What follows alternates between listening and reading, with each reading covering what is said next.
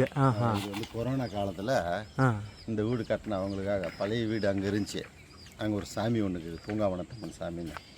ஏறக்குறைய ஒரு 70 வருஷத்துக்கு பழமையான கோயில் அது காட்டுறாங்க, போய் பாரு. அங்கே தான் இருந்துச்சு. அதுக்கப்புறம் அங்கே இருக்குது மலையெல்லாம் பழங்காலத்து வீடு, மண் சோறு, அதெல்லாம் இடிஞ்சு போச்சுன்னு இங்கே பெரியவங்களுக்கு கட்டி இங்கே வச்சுருக்குது. சரி சரி. அப்படியே தேங்காய் மரம் வச்சு அவங்களுக்கு தொட்டி பாத்ரூம் வச்சோடு பண்ணி வச்சுட்டுக்குது. அப்படியே வா கோயில்கிட்ட காட்டலாம்.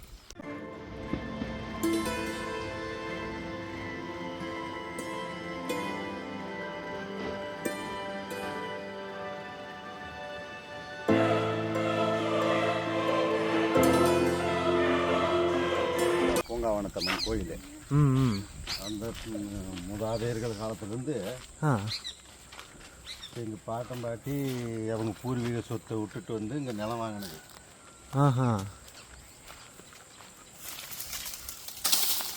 இந்த நிலம் வாங்கி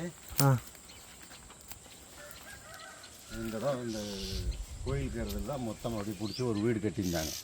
ஓ, ஃபஸ்ட்டு வீடு இருந்துச்சு.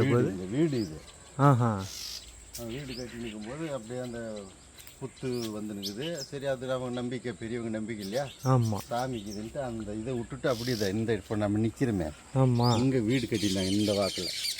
ஓஹோ, இந்த வீடு கட்டியிருந்தாங்க. அப்புறம் கொஞ்ச நாள் கழிச்சு என்ன நினச்சாலும் இதையும் விட்டுட்டு போய் அங்கே ஒரு வீடு கட்டிட்டாங்க அங்கே. அப்புறம் அந்த வீடும் ஒரு 40-50 வருஷம் இருந்துச்சு. அதுக்கப்புறம் பழமையாகி போச்சு. அப்புறம் கொண்டு போய் கொரோனா பீரியடில் பாட்டம்பாட்டிக்கு அங்கே, பாட்டம்பாட்டினா உனக்கு பாட்டம்பாட்டி எனக்கு அப்பா அம்மா, அவங்களுக்கு அங்கே வீடு கட்டி வச்சுட்டேன். அதுக்கப்புறம் இதை அப்படியே விட்டுட்டு இருந்தாங்க.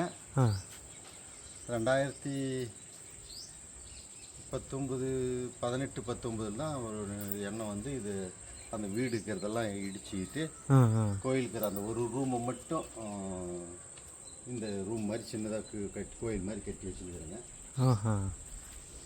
அந்த இதுதான் சாமி இது. இப்போ செவ்வாய்க்கிழமை, வெள்ளிக்கிழமை, அமாவாசை அன்னைக்கெல்லாம் வந்து பூஜை நடக்குதுங்க.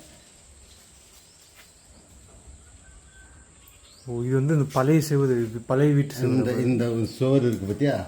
இதெல்லாம் இந்த சுவர் வச்சு ஒரு ஏறக்குறைய ஒரு 80 வருஷம் ஆகும். பழமையானது, பெரியவங்க அந்த காலத்தில் கட்டிருந்து. எங்கள் அப்பனே சின்ன பையனாகும்போது ஒரு 12-15 வயசுக்குள்ளே ஆகாது, அப்போவே அவங்க அப்பா இறந்துட்டுக்கிறாரு. அதுக்கு முன்னே கட்டிருந்தது.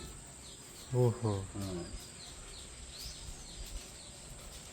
சாயந்தரமான லைட் எல்லாம் போட்டுறது, நல்லா ஜெகஜோதியாக நல்லா இருக்குது. ஆமாம், பார் வேலு. ஆமாம், அப்போல்லாம் ஒரு கட்டில் போட்டு வச்சுருப்பாங்க, கட்டிலில் படுத்துக்குவோங்க. அது காணும் ஒன்று வாங்கணும், ஒரு கட்டில் ஒன்று அரேஞ்ச் பண்ணி போடணும். வந்தால் மக்களுக்கு இழப்பாடுற மாதிரி. மக்கள்லாம் வந்து வேண்டிக்கின்னு போகிறாங்க. அமாவாசை, வெள்ளிக்கிழமை, செவ்வாய்க்கிழமெல்லாம் வர்றாங்க. வந்து வேண்டலாம், யாருனாலும் வரலாம், போகலாம். எந்த டைமும் கோயில் திறந்தே தான் கிடக்கும். அதில் எனி டைம் பூட்டி நிற்குங்க சாமி கோயில். வரவங்க கும்பிடுவாங்க, திறந்துனுக்கும். அப்புறம் ஆள் இல்லாமல் நைட்டில் பூட்டிடுவாங்க. இந்த கோயிலில் ஒரு நாள் நுழைஞ்சிட்டாங்க. யாருன்னு தெரியல. நைட்டில் வந்து பூட்டெல்லாம் உடச்சி எடுத்து கொண்டு போய் குழந்தையில் போட்டுட்டு உண்டியிலோடு தூக்கிட்டு போயிட்டாங்க. அப்புறம் வந்து கோயில் பூட்டுறதே இல்லை, திறந்தே தான் கிடக்கும். யார் எடுத்தாங்கன்னு தெரியல. தெரியுமா? அது திருடுறவங்க போய் யாருன்னு கண்டுபிடிக்க முடியுமா? ஆமாம் ஆமாம். அதனால ஒன்றும் பிரச்சனை. இப்போ கூட மக்கள் வர்றாங்க, உண்டியில் அது போடுறாங்க.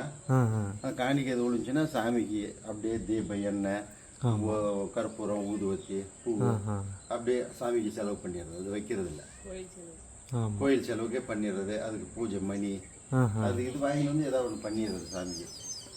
பெயிண்ட் அடிச்சு இப்போ தான் ஒரு 1.5 மாதம் ஆகுது. இந்த ஒயிட்டெல்லாம் அடித்து பூஜை பண்ணுங்க. ஆமாம் ஆமாம். கட்டுறாங்க, வேண்டுதல் பண்ணின்னு போகிறாங்க. நல்லா இருக்குது. பாரு, இங்கே ஒரு வேப்ப மரம் இருந்துச்சு, அது காஞ்சி போச்சு. என்ன காஞ்சிட்டு இருக்குது? அது பக்கமே இப்போ ஒரு வேப்ப மரம் வருது. ஓ, பக்கமாக சின்னதாக ஒன்று வருதா? எலுமிச்சை இருக்குது.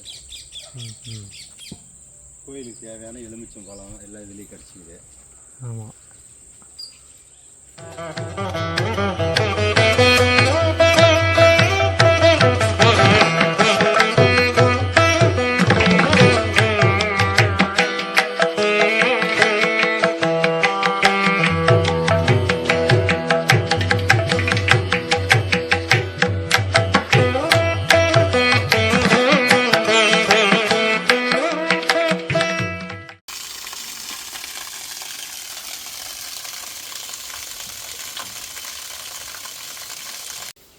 மாங்காய்